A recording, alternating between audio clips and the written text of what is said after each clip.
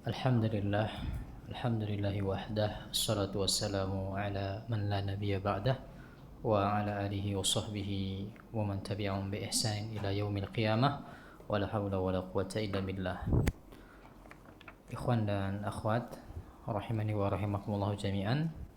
Alhamdulillah kita kembali bisa berjumpa di majlis ini. Kita akan melanjutkan membaca kitab atau terjemah kitab Sabil Rasyad fi Taqrir Masail I'tiqad karya Syekh Profesor Ibrahim Ar-Ruhaili hafizahullah taala. Kita masih dalam pembahasan kita mengenai para sahabat Nabi radhiyallahu anhum.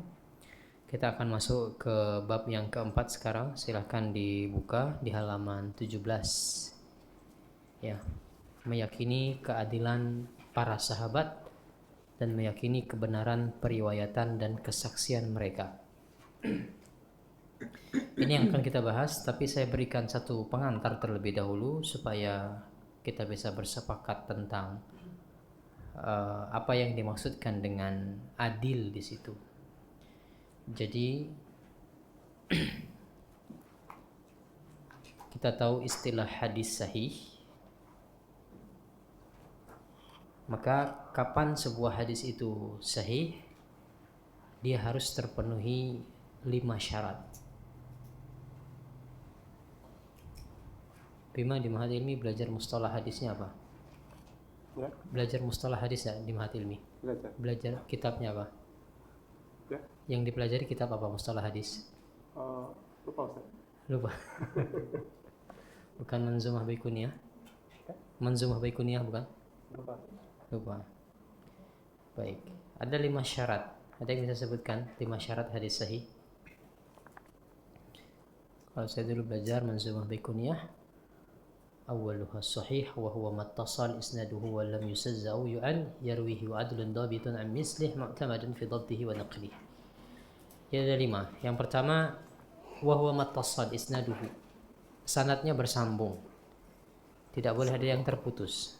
Syarat hadis pertama adalah sanad bersambung, tidak boleh terputus. Syarat hadis sahih yang kedua adalah tidak boleh ada syaz. Syaz itu secara bahasa dia janggal. Ada yang janggal, misalnya dia menyelisih hadis lainnya yang lebih sahih, bertentangan. Lalu yang ketiga tidak ada ilatnya, tidak ada cacatnya. Lalu syarat yang keempat, barulah yang berhubungan dengan pembahasan kita pada sore hari ini, para periwayat hadisnya harus adil. Adil.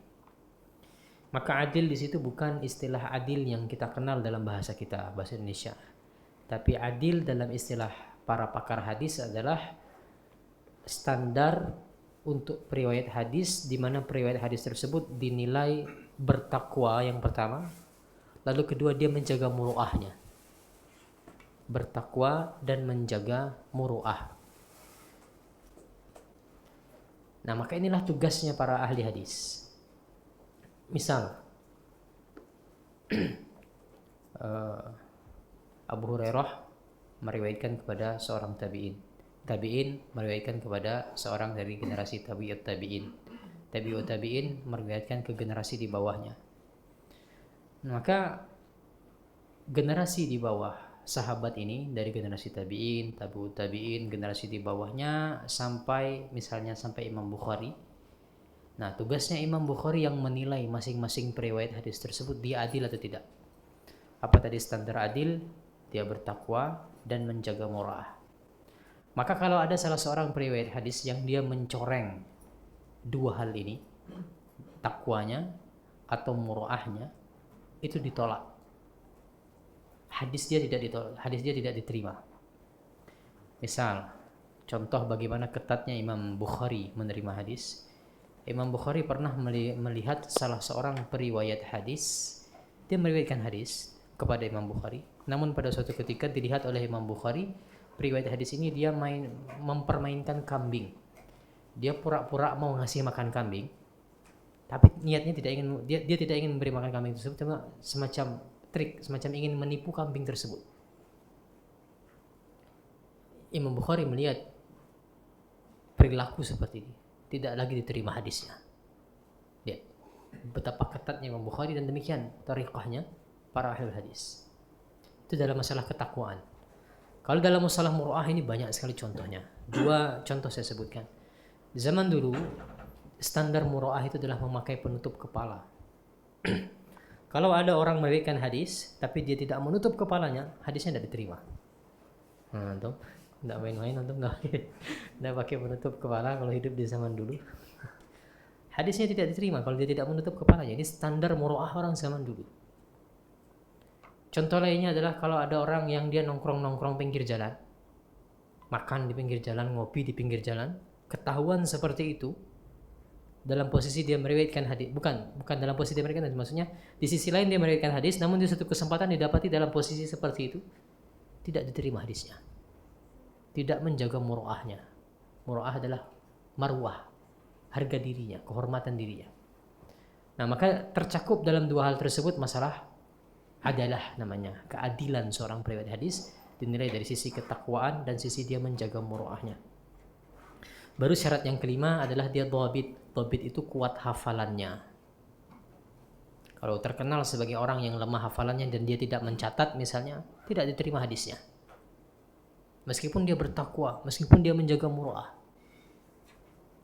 Nah, maka yang menjadi pembicaraan kita pada sore hari ini, yang dimaksudkan para ulama sepakat tentang keadilan seluruh para sahabat Nabi SAW, maksudnya dalam hal masalah ketakwaan, dalam hal masalah muru'ah, bagaimana sahabat menjaga muru'ah mereka, ini tidak perlu diperiksa.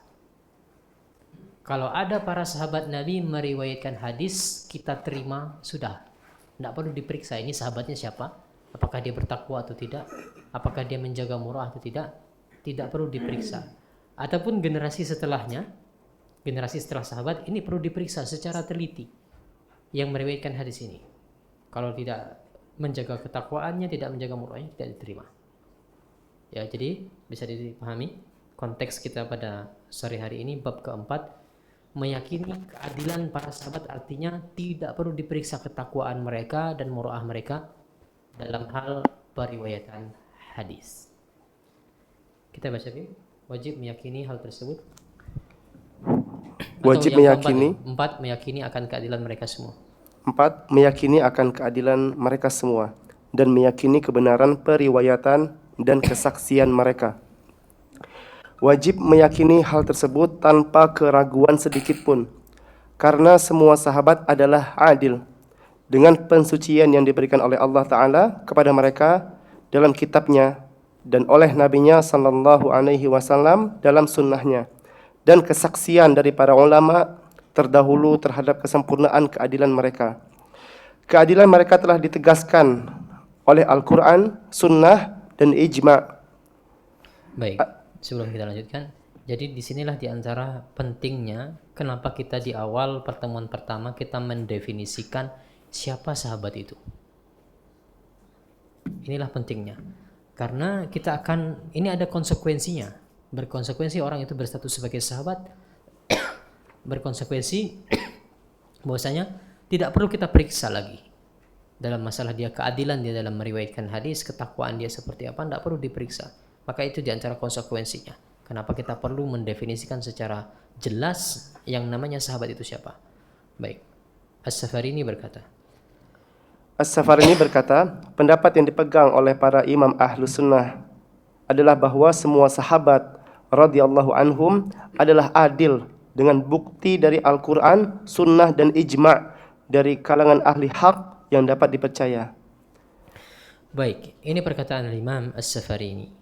Yang perlu saya garis bawahi di sana adalah bagaimana Imam Safarini menyebutkan inda a'immatus sunnah, menurut para imam ahlus sunnah, bahwasanya para sahabat semuanya mereka itu adil, tidak perlu kita periksa lagi dalam ketakwaan mereka. Kenapa kita perlu garis bawahi hal ini?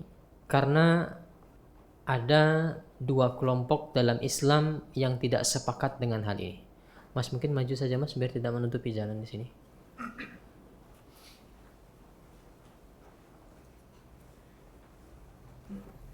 Baik.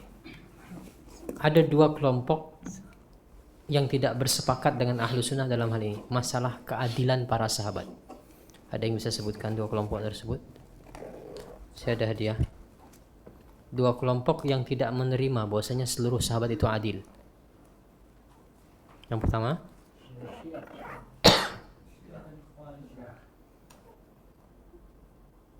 Syiah. Syiah mengkafirkan mayoritas sahabat. Khawarij juga. Namun bukan Khawarij yang ingin saya maksudkan, yang lebih dekat dengan keseharian kita. Karena kita sudah jarang mendapati Khawarij zaman sekarang yang mengkafirkan sahabat itu jarang. Kalau Syiah zaman sekarang masih banyak yang mengkafirkan sahabat.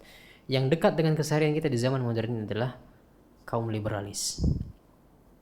Antum paham ya? Sumber hukum Islam kan Al-Quran dan As-Sunnah. Ketika seseorang dia ingin menganulir As-Sunnah supaya batal hukum Islam, batal syariat Islam, apa cara paling efektif untuk membatalkannya adalah dengan cara menyerang sahabat.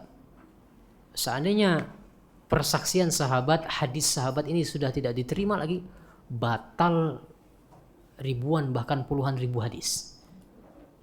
Seandainya persaksian para sahabat tidak diterima. Makanya itulah misinya orang-orang liberal. Antum tahu kalau antum melihat ada orang liberal yang menyerang Abu Hurairah. Ini diantara upaya mereka untuk membatalkan hadis-hadis sahih. Dikatakan Abu Hurairah itu punya penyakit gila, tidak diterima hadisnya karena dia punya penyakit gila. Dan dalil-dalil yang lainnya bagaimana mereka berupaya membatalkan hadis Abu Hurairah. Dan kita tahu sahabat yang paling banyak meriwayatkan hadis adalah Abu Hurairah. Kalau mereka berhasil membatalkan persaksian Abu Hurairah, keadilan Abu Hurairah, ribuan hadis sahih batal. Ya. Banyak kemudian hukum-hukum Islam yang tidak lagi berlaku kalau hadis-hadis Abu Hurairah tidak dipakai. Maka ini diantara pentingnya kenapa kita membahas bahwasanya seluruh sahabat itu adil, kita harus bersepakat tentang hal tersebut. Batal mayoritas hukum Islam seandainya persaksian para sahabat itu tidak diterima. Baik. Lanjutkan, telah disebutkan. Telah disebutkan sebelumnya nas-nas tentang pujian Allah dan Rasul-Nya terhadap mereka. Dan berikut ini adalah beberapa pendapat ulama dalam menegaskan keadilan sahabat, berargumen tentang keadilan dan penjagaan mereka dengan nas dari Al-Quran, Sunnah, dan ijma' dari generasi pertama umat ini. Al-Khatib Al-Baghdadi berkata di dalam kitab Al-Kifayah, bab yang membahas tentang pensucian Allah dan Rasul-Nya terhadap para sahabat, bahwa tidak perlu menanyakan keadilan mereka, karena keadilan sahabat telah ditegaskan dan diketahui dengan pensucian Allah terhadap mereka, serta pemberitahuan tentang kesucian mereka dan pilihannya terhadap mereka dalam teks Al-Quran. Kemudian ia menyebutkan ayat-ayat yang memuji mereka. Maka di situ yang perlu kita garis bawahi perkataan Al-Khatib Al-Baghdadi, tidak perlu kita itu menanyakan tentang keadilan para sahabat. Di zaman dulu antum perlu tahu ya, kalau ada orang dia berbicara tentang agama atau dia mengatakan ini ada hadis, apa yang orang dulu lakukan adalah mereka katakan sammu lana rijalakum, sebutkan siapa periwayat-periwayat hadis tersebut. Ya, kalau sudah disebutkan, misalnya orang mengatakan misalnya, oh, hukum seperti ini haram, misalnya hukum jual beli barang yang tidak dimiliki haram, dia mengatakan seperti itu, orang-orang zaman dulu akan mengatakan sammu lana rijalakum, sebutkan siapa rijalnya, periwayat apa yang kamu katakan seperti itu siapa. Kemudian dia akan menyebutkan, karena saya mendengar hadis dari ini, dari ini, dari ini, dari ini, dari ini. Setelah disebutkan rijalnya, para periwayat hadisnya, maka baru diperiksa satu persatu. Ini tidak bisa dipakai, ini matruk, orang ini misalnya lemah hafalannya, orang ini dia tidak adil, dan seterusnya. Nah, yang diperiksa itu hanya sampai pada level di bawah sahabat. Sahabat tidak perlu diperiksa. Ya, sahabat itu tidak perlu diperiksa. Sehingga itulah yang dimaksudkan oleh Al-Khatib Al-Baghdadi, tidak perlu menanyakan keadilan para sahabat itu, semuanya diterima. Baik, Ibnu Abdul Bar. Ibnu Abdul Bar berkata, meskipun kita telah dijelaskan oleh para sahabat, kita tetap tidak perlu meneliti keadaan mereka karena adanya ijma' dari ahlul haqq di kalangan umat Islam, yaitu ahlu sunnah wal jamaah, bahwa semua mereka adil. Maka wajib untuk mengetahui nama-nama mereka, meneliti kehidupan dan keadaan mereka, agar bisa mengikuti petunjuk mereka. Karena mereka adalah sebaik-baik orang yang mengikuti jalan yang benar dan patut diikuti. Maka di situ ada tambahan dari Ibn Abdul Bar, selain kita harus berkeyakinan bahwasanya seluruh sahabat itu mereka semua adalah adil, kata Ibn Abdul Bar, wajib bagi kita untuk mengetahui nama-nama mereka, meneliti bagaimana kehidupan mereka dan keadaan mereka dalam rangka untuk mengikuti mereka. Ya, bukan dalam rangka meneliti kehidupan mereka, itu bukan dalam rangka menilai ini orang ini bisa diterima atau tidak hadisnya. Ya, karena para periwayat hadis itu diteliti kehidupan mereka seperti apa. Ya, kita dulu di sini bahas Syama'il Muhammadiyah, kita baca sanadnya, periwayatnya siapa-siapa saja. Itu semua nama-nama itu dihafal oleh para ulama hadis. Mereka meneliti tentang kehidupan masing-masing periwayat itu seperti apa. Lahir di mana, kapan lahirnya, gurunya siapa saja, dalam keseharian dia seperti apa, apakah pernah berdusta dan seterusnya. Semua periwayat hadis tersebut tidak main-main, diteliti oleh para pakar hadis. Nah, adapun para sahabat, kita mempelajari kehidupan mereka, bagaimana mereka beribadah kepada Allah, bukan dalam rangka mempertanyakan persaksian mereka atau periwayatan mereka, tapi dalam rangka kita mengikuti jejak mereka. Ibnu Salah berkata, para sahabat secara keseluruhan memiliki keistimewaan, yaitu bahwa tidak ada yang mempertanyakan keadilan salah satu dari mereka, karena hal itu sudah tidak perlu dipertanyakan lagi, mengingat mereka semua telah ditetapkan sebagai orang-orang yang adil berdasarkan nas Al-Quran, sunnah, dan ijma' yang dapat dipercaya dalam hal ini di kalangan umat. Hingga ia berkata setelah menyebutkan beberapa nas yang memuji mereka, kemudian umat telah sepakat bahwa semua sahabat adalah adil, termasuk yang terlibat dalam fitnah, dengan ijma' dari para ulama yang dapat dipercaya dalam hal ini. Karena berbaik sangka kepada mereka dan melihat pada prestasi yang telah mereka raih, seakan-akan Allah Subhanahu wa taala menjadikan ijma' ini terjadi karena mereka adalah pembawa syariat dan Allah Maha mengetahui. maka ada beberapa hal yang ingin saya jabarkan di sini. Yang pertama, bagaimana Ibnu Salah mengatakan umat telah sepakat bahwasanya semua sahabat adalah adil, termasuk yang terlibat dalam fitnah. Yang terlibat dalam fitnah inilah yang banyak dikafirkan oleh orang-orang Khawarij. Apa yang dimaksudkan oleh para sahabat, dimaksudkan oleh Ibnu Salah tentang para sahabat yang terlibat dalam fitnah? Ada yang tahu maksudnya apa? Termasuk yang adil adalah para sahabat yang terlibat dalam fitnah. Meskipun mereka terlibat dalam fitnah, tetap kita anggap sahabat itu seluruhnya orang yang adil. Apa fitnah di sana maksudnya? Ya, peperangan yang terjadi di antara mereka. Bahkan sampai terjadi pertumpahan darah. Sesama sahabat saling berperang, saling mengangkat senjata.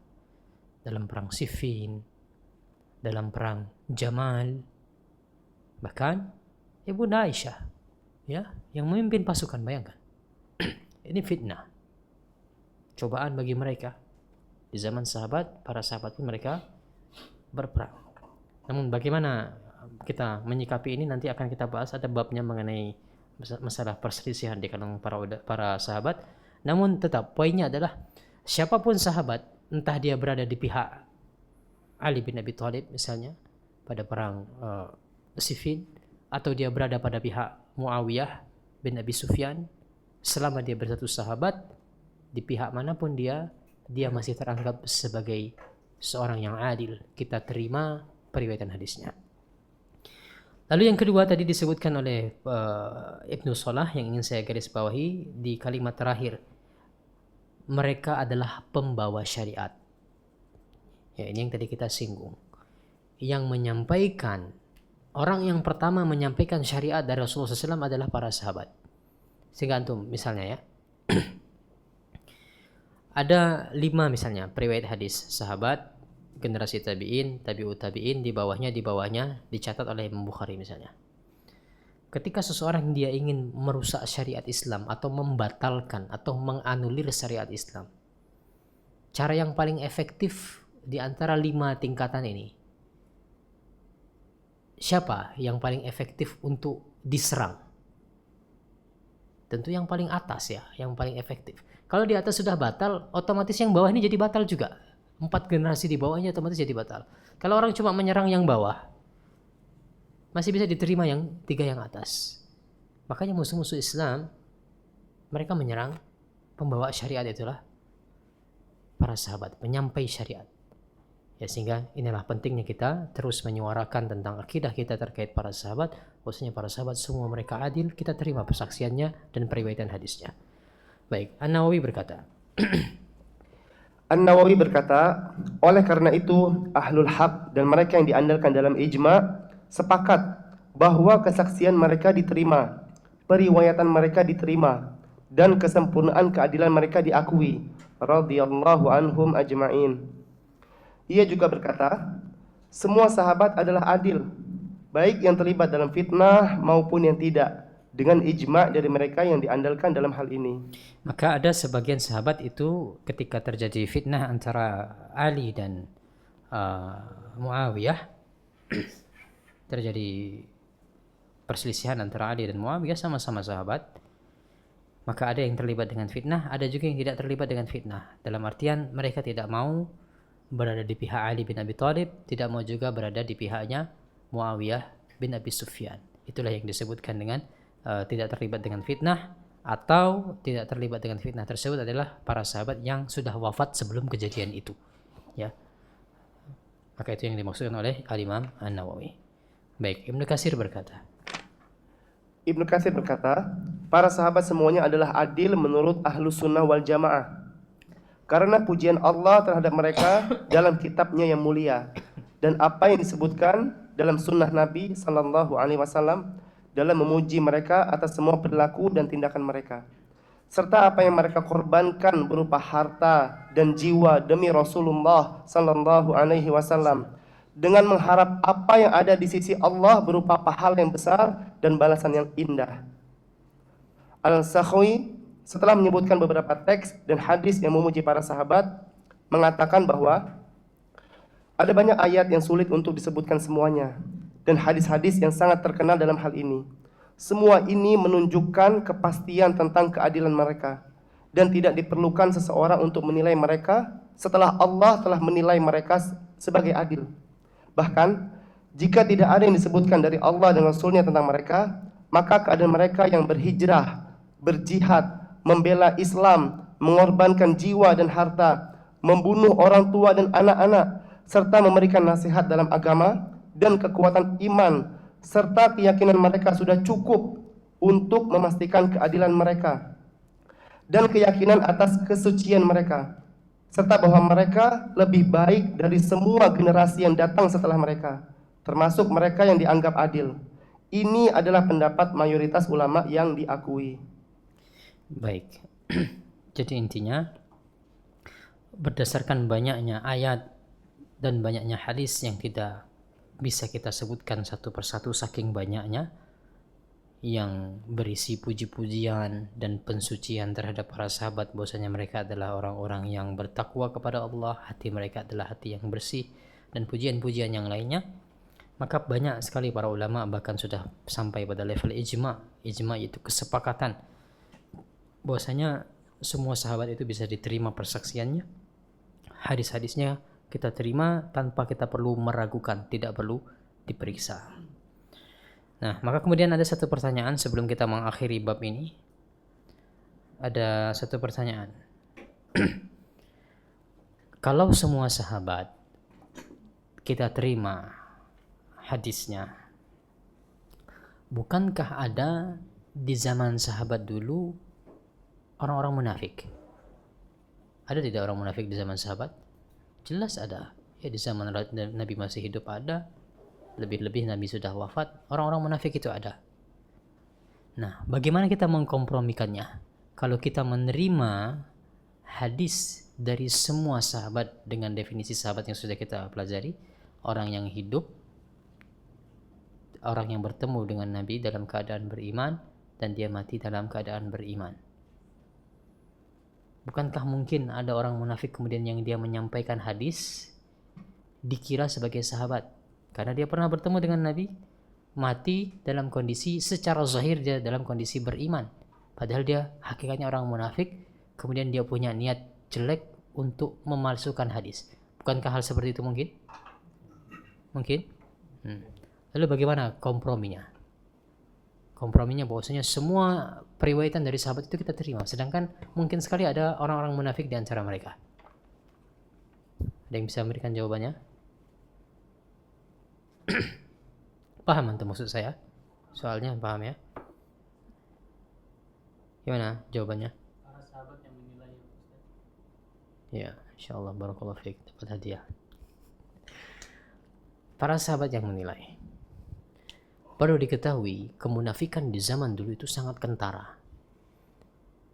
Para sahabat itu tahu, orang-orang munafik itu yang mana tahu. Ya, berdasarkan sifat-sifat mereka yang sangat jelas. Sifat ciri-ciri orang munafik dulu zaman dulu sangat jelas. Maka seandainya ada seorang munafik yang dia meriwayatkan hadis, menyampaikan hadis, pasti para sahabat sudah mencegahnya. Ya, seandainya ada orang munafik yang mereka meriwayatkan hadis, pasti sudah dicegat oleh para sahabat. Tidak mungkin para sahabat itu mereka mendiamkan hal seperti itu. Tidak mungkin. Maka itulah dia jawabannya. Ya, orang munafik dulu zaman dulu diketahui dari ciri-ciri mereka yang sangat kentara, tapi ketika memang tidak dicegat oleh para sahabat, artinya orang ini bukanlah orang munafik. Baik, kita lanjutkan sekarang poin yang kelima. 5. Loyalitas dan cinta kepada mereka, serta berlepas diri dari musuh-musuh mereka dan orang-orang yang membenci mereka. Maka ini pembahasan berikutnya yang berkaitan dengan sahabat. Kita sudah definisikan sahabat itu siapa. Apa konsekuensinya kita mendefinisikan sahabat seperti itu? Yang pertama adalah masalah persaksian dan periwayatan hadis, pasti kita terima. Yang kedua, wajib bagi kita untuk loyal dan cinta kepada mereka. Siapa ini orangnya yang harus kita loyal dan wajib kita cintai? Sudah kita definisikan di awal, definisi sahabat. Baik. Wajib bagi kita untuk mematuhi hal ini sebagai bentuk pengabdian kepada Allah yang telah menetapkan kecintaan kepada mereka bagi kita, dan memperhatikan wasiat Rasulullah Sallallahu Alaihi Wasallam yang melarang mencela mereka, serta mempercayai bukti-bukti dari Al-Quran dan Sunnah yang menunjukkan wajibnya loyalitas dan kecintaan kepada para sahabat, serta berlepas diri dari siapapun yang memusuhi dan membenci mereka. Dalam Al-Quran Allah Ta'ala berfirman, wal mu'minuna wal mu'minatu ba'duhum awliya'u ba'd. Dan orang-orang yang beriman, laki-laki dan perempuan, sebagian mereka adalah penolong bagi sebagian yang lain. Quran surah At-Taubah ayat 71. Allah memberitahukan tentang loyalitas orang-orang beriman satu sama lain. Kemudian menyebutkan amal-amal soleh mereka yang menyebabkan loyalitas tersebut, seperti memerintahkan yang baik, mencegah yang buruk, mendirikan sholat, memberikan zakat, dan mentaati Allah serta Rasulnya. Diketahui bahwa yang pertama kali masuk dalam deskripsi iman dari umat ini setelah Nabi mereka adalah para sahabatnya yang mulia. Ayat ini menunjukkan wajibnya loyalitas dan cinta kepada mereka, bahkan lebih mendahulukan loyalitas kepada mereka daripada yang lain, karena mereka yang pertama beriman dalam keimanan dan karena hak-hak besar yang mereka miliki atas umat ini.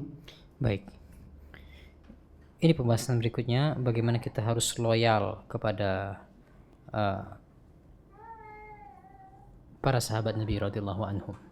Nanti akan dijabarkan oleh penulis bentuk loyalitas itu seperti apa. Tapi prinsipnya kita harus wala dan loyal dan cinta kepada mereka.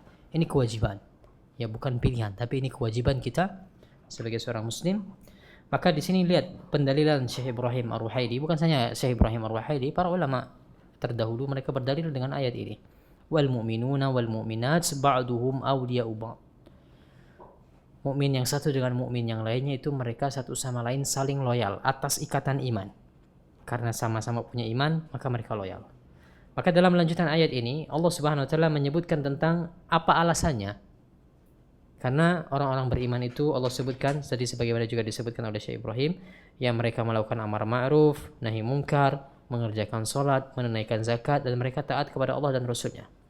Ini di antara alasan kenapa kita saling berloyal ke sesama orang-orang beriman. Coba lihat logika dari Syekh Ibrahim Al-Wahidi. Tadi, ikatan yang pertama yang menyebabkan kita loyal adalah karena iman. Ya, karena dia beriman, saya harus loyal kepada dia. Ketika kita berbicara iman seperti itu, yang paling berhak atau yang paling benar dalam hal iman itu jelas para sahabat. Ya, iman mereka lah yang paling kuat, iman mereka lah yang paling murni, yang memahami iman seperti apa adalah pemahaman mereka yang paling baik. Sehingga karena alasan iman, dengan logika seperti ini harusnya loyalitas kita lebih besar. Bukan lebih besar, yang paling utama loyalitas itu kita berikan kepada para sahabat. Kalau alasannya iman tadi. Atau alasannya yang kedua, Allah sebutkan kemudian setelah Allah menyebutkan potongan ayat tadi, Allah sebutkan tentang berbagai amal. Amar ma'ruf nahi munkar, mengerjakan salat, mengerjakan zakat, taat kepada Allah dan Rasul-Nya. Ini di antara sebab-sebab kita loyal kepada orang beriman karena mereka mengerjakan amal-amal ini. Nah, maka ketika kita berbicara tentang amal itu, siapa yang paling unggul di antara seluruh umat Islam dalam hal amal-amal tersebut? Dalam hal amar ma'ruf nahi munkar, dalam hal salat, dalam hal zakat, dalam hal taat kepada Allah dan Rasul-Nya, siapa yang paling unggul? Para sahabat. Maka inilah alasannya kenapa loyalitas kita itu yang pertama harus kita berikan kepada para sahabat setelah Allah dan Rasul-Nya. Ya, maka ini logikanya kenapa Syekh Ibrahim Ar-Ruhaili membawakan ayat tadi. Baik, kita lanjutkan sedikit. Demikian juga Sunnah menunjukkan wajibnya loyalitas dan cinta kepada mereka. Seperti dalam hadis yang diriwayatkan oleh Imam Ahmad dari Mu'adz bin Anas Al-Juhani radhiyallahu anhu, bahwa Nabi sallallahu alaihi wasallam berkata, barang siapa yang membenci karena Allah, menolak karena Allah, memberi karena Allah. Barang siapa yang memberi karena Allah, menolak karena Allah, mencintai karena Allah, membenci karena Allah, dan menikahkan karena Allah, maka dia telah menyempurnakan imannya. Hadis ini menunjukkan loyalitas dan cinta kepada orang-orang beriman, serta mendahulukan mereka dalam memberi dan menikah. Tidak diragukan lagi bahwa para sahabat termasuk dalam hal ini dengan cara yang paling utama, karena mereka dikhususkan oleh Allah dengan menemani nabinya dan membela agamanya. Baik, kita baca lagi hadis yang terakhir. Jadi kita baca nanti hadis riwayat Bukhari dan Muslim. Dalam Sahih Bukhari dan Muslim dari hadis Anas radhiyallahu anhu, Nabi sallallahu alaihi wasallam bersabda, tanda iman adalah mencintai Ansor, dan tanda kemunafikan adalah membenci Ansor. Muttafaqun alaih. Maka jelas sekali di situ Nabi SAW sebutkan ayatul iman hubbul ansar wa ayatul nifaq bughdul ansar. Tanda iman adalah mencintai Ansar, sahabat-sahabat Ansar. Tanda kemunafikan adalah membenci sahabat-sahabat Ansar. Maka kita sudah pelajari pada pertemuan sebelumnya bagaimana muhajirin itu lebih utama daripada Ansar. Ketika seseorang dia membenci Ansar saja sudah merupakan tanda kemunafikan. Ketika orang dia cinta Ansar itu sudah tanda iman. Maka bagaimana lagi perkaranya dengan muhajirin?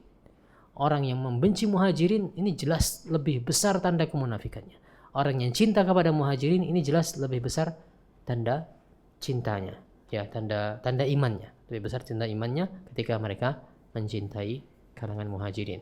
Kita cukupkan demikian. Insyaallah kita lanjutkan pada pertemuan berikutnya. Ada pertanyaan?